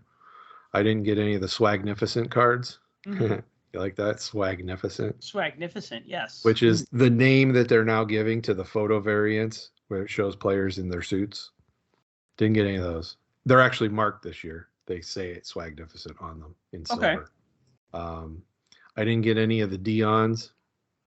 Those look cool. Yeah, the Dions look cool. Those were unannounced. They're like red and blue. Well, at least the one that I've seen is red and blue. I don't know if they're all like that. I haven't seen a lot of pictures of them, but they kind of remind me of like the old 3D glasses that are red and blue. Yeah, because they're supposed to be neon, but they changed the name to Dion. And I know there was a reason for that, but I don't remember exactly. And I didn't get any of the Fanimations either. Those look cool. Now those they knocked out of the park with at least the one that I've seen. It kind of is like that caricature style. Yeah, and the Fanimations have kind of always been there. They just are never announced. It's just taken for granted that one of the releases there'll be Fanimation cards. I didn't get any of those. But what I did get quite a plethora of You like that word? I do. I love it. I got quite a plethora of inserts and parallels. 2 boxes. I got 1 clear cut card. Mm-hmm. Out of 2 boxes. I got those 2 outbursts. I got the 1 blue deluxe. And then I got a whole mess of crazy inserts. So let's talk about some of these. I'm just going to go down the list here. 200 by 85. Do you see these? They're like them on like a ice rink drawn behind them or something. Yeah, so it's like a hockey rink. And they're called 200 by 85. And it's kind of like all the top stars and rookies, like superimposed over a skating rink. So it's like 200 on the side, 85 across the top, and then you have the player superimposed over the rink. The rink's in silver, and the base cards have a blue border. Cool thing about these is for those that like to have differing photos, you have the player on the front of the card, in most cases wearing their darks in their jerseys, and then when you flip the card over to the back, they have a different photo with the player in their lights. Oh, those are in their white nice. jerseys. Those so these are kind of nice. cool. Yeah, it's kind of a cool concept. Originally, I saw it when I pulled it out of the pack. I'm like, what is this? This is weird. What is this, a ruler? Because it looks like a ruler on the side. But yeah, it's got the picture on the front and on the back. There's gold parallel versions of these as well. Well, and we got foil on both sides of the card. Yeah, there's foil on both sides. I did pull a gold parallel, and of course, it's my buddy number 87. Sid the Kid. That is a nice pull. So he's got that on the front, and then him in the white on the back. But yeah, so it's kind of cool. Those grew on me fairly quickly as I looked at them more, and I thought, are these dumb or are they not dumb? But I will say that they're not dumb. And again, there's the theme here. There's a lot of foil. So they brought back Special Edition, and the new design for Special Edition. It looks a little different than what the sell sheets actually showed, but they're still kind of cool. They're like heavy silver, like silver foil. Heavy silver foil. They got kind of a rainbow sheen to them as well. But they say Special Edition up in the corner, and it's basically the player. The washed out background is all silver, and the player's in the focus on the card. They're kind of cool. Those look like Topps finest cards from the late 90s. Yeah, I could see that. And, you know, the ones with the rink backgrounds, remember those all-star cards, like mid-90s all-star cards? I think they also had the French name, like however you say star in French. Those are SPX. Yeah, and they were die cut, and they had like the player in like front of the rink, like superimposed in front of like the rink. That's what those remind me of. And I think both of those are cool. I think it's okay if like I look at something and say, well, this is clearly inspired by this, and that's okay. You know what I mean? Can only go back to the 63-64 Parkhurst set so many times for inspiration. I think it's cool now that we're seeing stuff from the 90s that are inspiring cards of today. Well, and speaking of 90s, they have these Star Zone cards too. So talk about like over the top foil and in your face kind of stuff. So these Star Zone cards are kind of crazy design. So they're very foily, and it has a player with like the whole Sears Portrait Studio design where the player's in the front, and then there's a superimposed one in the background of him looking the other direction, and it's like super shiny. Here's the interesting thing about them. I got 3 of those out of 2 boxes. I got the Marner, the Stamkos, and I got another Crosby. Nice. Out of that. But if you notice on the card, it's hard to see on your end, and of course nobody listening can see. You notice how the player doesn't really stand out from the background? Usually they make the player like pop out of the front and they wash out the back. In this case, they didn't. Everything's the same. It's all flat. Foreground player has an outline and the background player doesn't. He does, but that's the only distinguishing thing. It's not raised, it's not lifted, it's not a different print. It's all part of the print.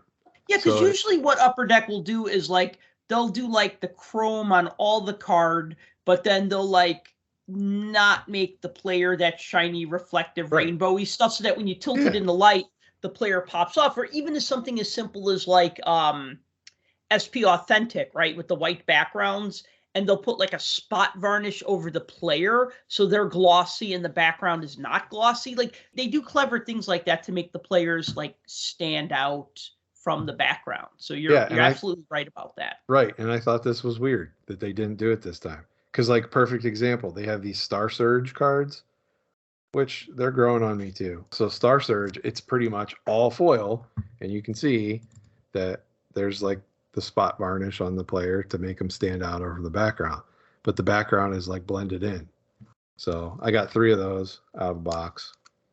They're all kind of like that. They're kind of cool. There's parallel versions of these too, but I didn't get any of those. You know, Upper Deck has really raised its foil game this season, and I like it. I'll tell you what, there's so much foil type stuff in this product. It's kind of crazy. You know, the Dazzlers are in there too. I got a couple of Dazzlers, 1 in each box. They were both blue ones. I got Mikko Rantanen and William Nylander. but they're typical. I don't know. I'm having a hard time distinguishing one year from the next on the Dazzlers, but for some reason people like these, so they keep bringing them back. What are these in? Like blue is base, and then there's pink and orange and green and yellow. And so with Dazzlers, you have blue, green, orange, pink, red, and black. Yeah, so a lot of different ones. I don't know. I'm not big into the Dazzlers, which gets me into some of these other ones that I'm not too over the top about. For instance, Honor Roll is back.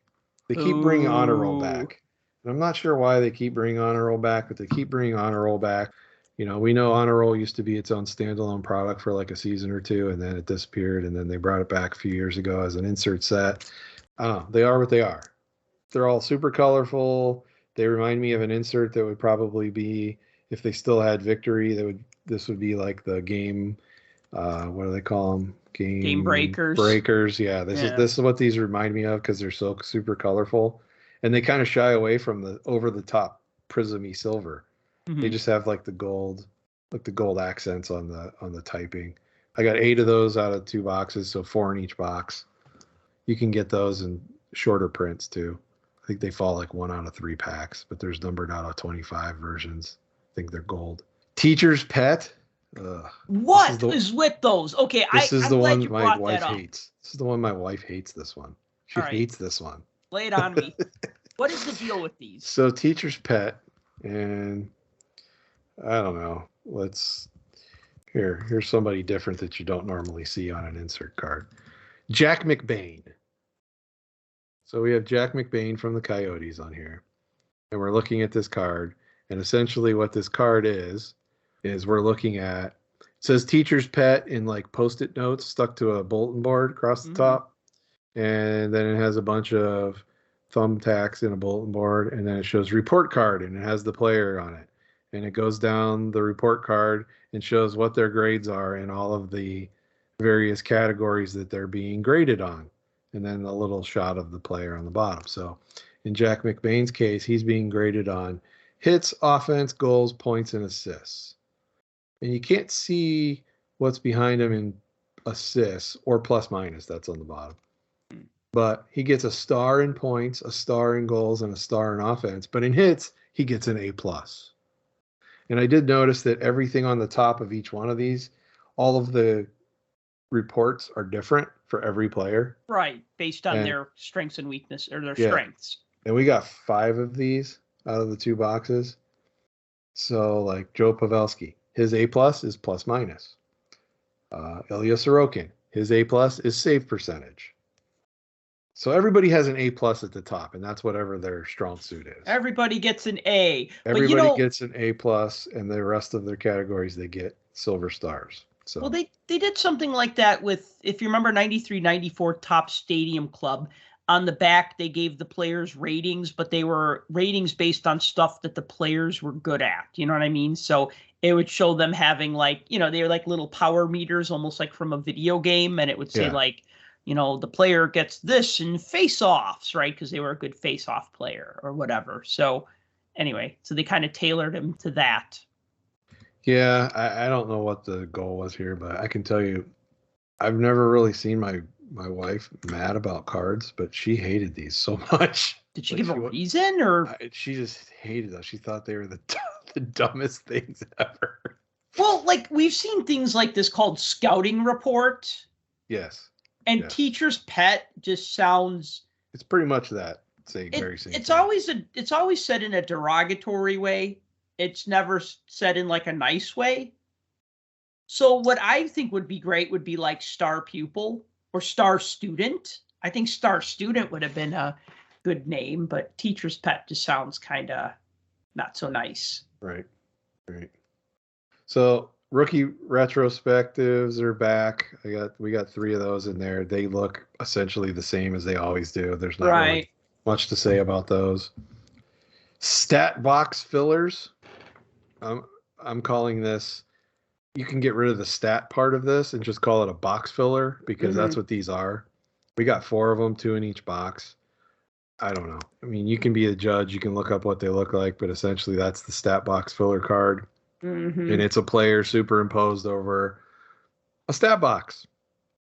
So if you were going to look up, the ESPN or the NHL.com stat list where it shows the last 5 games and their year total and whatever, it's exactly what is printed behind them.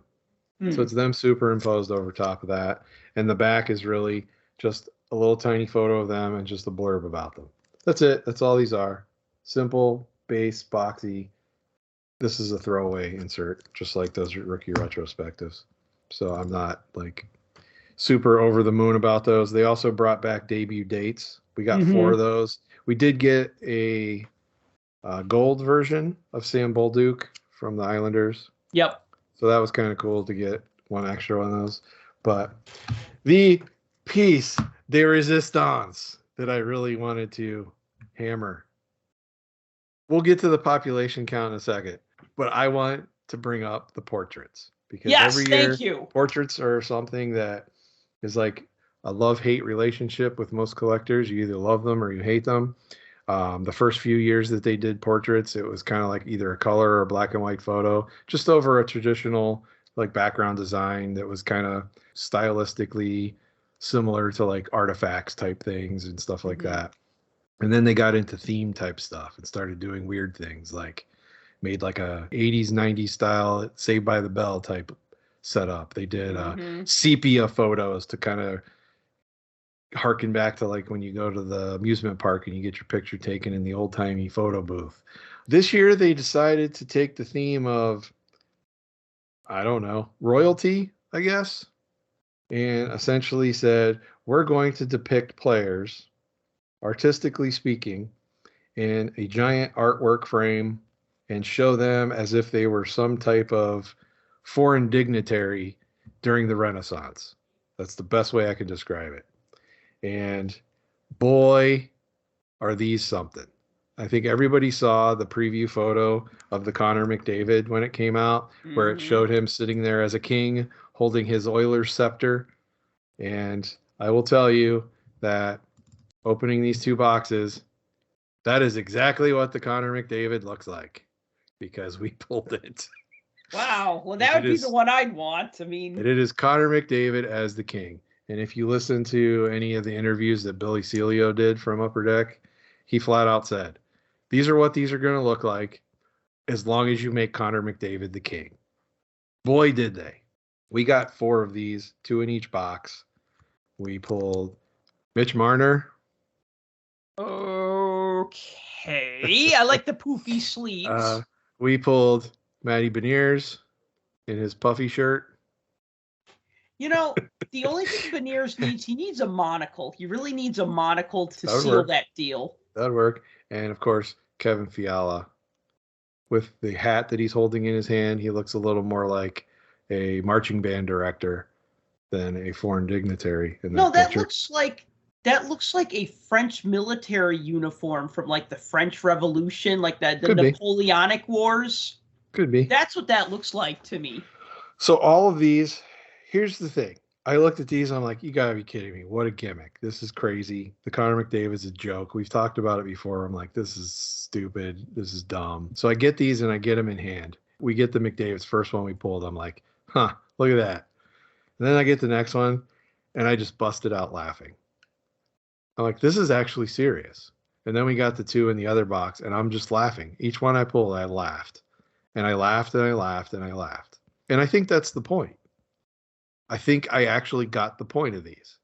So I went from I hate these to I actually like these. I like them a lot. And then I found out they're paintings. They're actually painted. There's an artist that did all of them. And if you look at each one of them, and it's kind of hard to see, and I don't know if you can see it on the thing there, but down in the corner, artist signature. The artist signature is on all of them. I don't know the name of the artist, but it looks like it's LS maybe, the initials, or LV. It's hard to tell. So I went from hating them to now that I have them in hand, I actually like them because I think they're ironic and I think they're a joke, and I think that's what they're supposed to be. So the fact that the NHL signed off on having this ridiculousness in a product that's licensed by them gives me some glimmer of hope. that they're not a bunch of uptight, stuffy people. The as players? these photos. No, the NHL. Oh, because gotcha. you know what the NHL does. You make a product that they hate, they're not going to sign off on it. Well, no, but the other thing too is that the players have to approve these things as well. That's why we never get, Doug Waite hanging out on the beach like we did, 30 years ago. Yeah. So I think those were cool. We got some canvas cards. I think we got 4 canvas in each box, which I think is normal. So the canvas or the canvas. I mean, How they're about the Young kind of Guns cool. you got? Young Guns, we pulled the 6 out of each, so they didn't change that configuration. There were 6 in each box. We did get 1 Young Guns canvas. Nobody of note. Didn't really pull any Young Guns, any of the big name Young Guns out of Series 1 that I would consider big name Young Ones. We did get Ridley Greig from Ottawa, who scored last night against the Penguins. But other than that, didn't pull Askarov, didn't get Devin Levi, those type of guys out of there. Also, did not get one single acetate card that wasn't a clear cut. And I'm pointing in the direction of what's been all of the talk this week, and that's the population count cards. Didn't get one. Okay, so just to give a little background here, so the population count cards, they show a card and it looks like it is in a graded slab. So they're clear, right? Most of them are clear, like a graded slab? They're on the PETG plastic. So on the plastic. And so you have population count 1,000, 500, 100, 50, 25, 10, and 1. So if it's a population count 500, there's only 500 of them. If it's a population count 10, there's only 10 of them, and so forth. And if there's a population count 1, there's 2 of them. Or 3, or 5. We don't know. We don't know. Because they keep popping up. And it doesn't appear to be the same one that keeps popping up either. So what's going on here? So the question became, are there really what they say there are? So we've been asked the question directly, if we know, to which we were all like, we assumed that it was supposed to be exactly what it said. If there's 1,000, there's 1,000 of them. If there's 50, there's 50 of them. So if there's 1, there should be 1 of them. And then some of the wording was changed on some of the sites that post checklists, and they now say there's 1,000 copies of each card. Right. But some of the original posts that have the odds on them still show that they were numbered to the number on the card. The box, which I'm holding currently in my hand with the odds on the back, specifically says that population count 1,000, parentheses, 1,000 copies. 500, parentheses, 500 copies. So on and so forth, all the way down to 1, parentheses, 1 copy. So according to this, Upper Deck, they are saying that, yes, that is in fact how this works. The 1,000s are 1,000, the 500s are 500, so on and so forth, all the way down to 1. So if that's the case, why then are there multiple players with a pop 1 out there? And also, are there others in the 10, 25, 50 range that are more? Like, are there 150s? Are there 40 25s? That would be hard to figure out unless you had, like, more than 100 of the hundreds or you would have to have every single person come forward that has one of these and say, here's mine. Okay, here's mine. Okay, here's mine. And we would have to go down the board and compare them all. But it's kind of bothersome with all the trouble and everything that has been popping up with Topps having the same issue of multiple 1-of-1s being printed, that now it seems like Upper Deck has potentially multiple 1-of-1s being printed. Right, and Topps is actually offering to buy back. Was it the finest 1-of-1s, or I forget what it is because I'm not a baseball card collector, but I remember them being some hubbub about that a couple of weeks back. Gold chrome superfractors or something. That was it, right? And so they they're saying, okay, we accidentally printed 2 of each and not 1 of each, so we'll buy back 1 of them. So now people are like, they're happy if they get it because they can maybe just sell it right away to Tops. I mean, I guess, I don't know. Look, accidents happen. You're right. Mistakes do happen. When you're printing in this big of a quantity and you have other checks and balances to try to prevent that from happening, occasionally something slips through. And if that's the case here, well, then that's the case here. I don't know, nor have I actually heard public statement come from Upper Deck that says, hey, here's the deal. Yes, there's 1,000 of each. So 1 has 1,000, 5 has 1,000, 20 has 1,000, whatever. Or, yeah, it should be what it's printed on the box. It should only be 1. This was a screw up. We think that there's only 10 out there, or we think that there might have been 20 out there. Just something to own up to it. All I've heard and all I've seen people post when they reached out to customer service is, thank you for letting us know. We are looking into it. So if anybody out there has this issue or has been tracking this issue or has found out about it, by all means, share. Because we've read what we've read and we know what we know. Beyond that, I have no clue. I really don't. And it's troublesome, yes, because then that raises the question, well, how many other one-of-ones might have been multiple printed? And now that Series 2 is going to come out, come the 1st of next year, maybe February, maybe January, early, who knows? Are these nice gold Young Guns going to be printed in multiple quantities, especially with Connor Bedard and the Frenzy? Wouldn't that be something?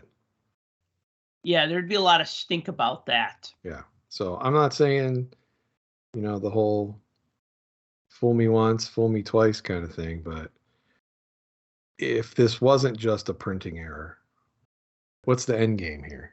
Because I don't know what it is. Somebody smarter than me needs to speak up and give an answer, because I haven't heard one yet. I want to circle back to the Connor Bedard SP1 card real quick. Sure. Because I was tracking that when it was announced, and I wrote about it in the newsletter that I sent last week. And the thing was that when the card came out, it was selling for as high as $800. And by come out, I mean, as soon as it got posted to eBay, right, it was selling for $800. Then it kind of seemed to dip down to around $300. Not saying that's where it stayed. It seems to kind of be in that like $400 to $600 range. But here's the thing, and I haven't looked into this card in almost a week now. As of a week ago, there were already 100 of them that were sold and another 50 that were up for auction. So it's not a rare card. From what I understand, you get one in every other case, which is pretty rare. But if you think about it, that's like one in every 20 boxes. I think a case is 10 boxes. I think I did the math and I said it came out to like once in every 288 packs. Now, don't quote me on that because I have no way of proving this. I've heard people say they've opened 2 cases, didn't get one. I've heard people say I've opened 2 cases and they got one in one case, but not in the other one. I've heard people say they've opened 2 cases and got one in each case. Again, these are just anecdotes. This isn't like a hard fact.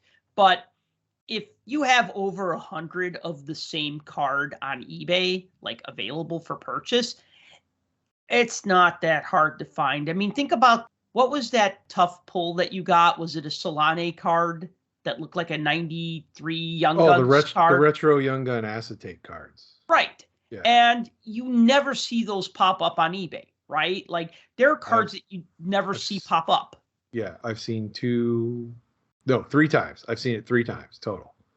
So I have one and I've seen 3 others. Right. So that's rare. Okay. Having 100 of the same card is not rare. I'm not saying it's not an in-demand card. It is totally an in-demand card. The thing is that I think these numbers are just a little crazy and a little skewed. And I want to know, if you're spending $800 on a card, what's your end game? Like, if you really want the card, that's fine. I get it. If a nice Gretzky rookie floated by at $800, yeah, of course I'd grab it, figure out how to pay for it later. And I'm not saying a Gretzky rookie is an $800 card. It's more. I guess it depends on condition and all other things. But like, if you're spending $800, are you just like, I need to have this card and money's no object? Or are you panic buying because you see it? Or are you thinking you're going to slab it and resell it at like a premium? So I don't know. We always say wait and see. Sometimes wait and see backfires, but really this doesn't seem like it's going to backfire because look, SP1, we don't know what the print run of it is. I mean, is it going to be in retail? Maybe, maybe not. Is it going to be in tins? Maybe, maybe not. Is it going to be on EPAC? Yeah, probably, because EPAC tends to follow hobby. So we remember how rare we thought some inserts were, like another example, well, then maybe not as good of an example, but like the Detroit Pistons card from 89-90 Hoops. That was like one in every other box. So that's not the same as one in every other case. But just the sheer amount of cases that are being broken, we're getting a lot of this card. And I agree. And, if I just do a search right now as we were talking and I put in Series 1 Connor Bedard SP1, there's 131 completed sold auctions on eBay right now. 131. And it's 131 instances of that very card because I just flipped through to see if there was anything that wasn't that card. No, that's that card. How many of that's overlap? I don't know. But it's been sold that many times on here. How many of those are paid for? I don't know. But if you look at the last 10, 20 of these, yeah, it's pretty much settling between $400 and $500, depending on when the auction sold. The vast majority of them are between $400 and $450 right now. Right now. You get closer to the end of the year, I could see this coming down another $200 easily. Because as we get closer to the Young Gun coming out, everybody's going to forget about this one. And you're right. The point that you made is exactly right. There's a big difference between something that's short printed and something that's rare. They do not mean the same thing. Just because it's short printed does not mean it's rare. Short print simply means it's printed in a lower quantity than the rest of the stuff in the set. That does not mean it's rare. There's a distinction, and I'm glad you made that because clearly, this card can be had. They're out there. Whether 131 sales, whether 100 of those are actual individual cards, whether it's 50, whether there's still 50 more that still have to be unearthed, whether there's 1,000 more that still have to be unearthed. In the grand scheme of things, it's not necessarily rare. And yeah, I think people need to make that distinction. There's a lot of things in this hobby, definition-wise, in terms that I think people misuse. That is one of them. Saying an SP is a rare card because it's not. It's not what that means. Yeah, but a lot of that is because a lot of the people who are controlling what we call these things are the people who are selling them. And when you have a lot of breakers or a lot of people like buying to sell, the flippers, the hobby bros, whatever. Oh, super short print, it's rare. It's not a super short print. Like you and I were more realistic, and a lot of people aren't. They're like, oh, it's rare, and it's like, well, it's hard to get, but it's not impossible to get.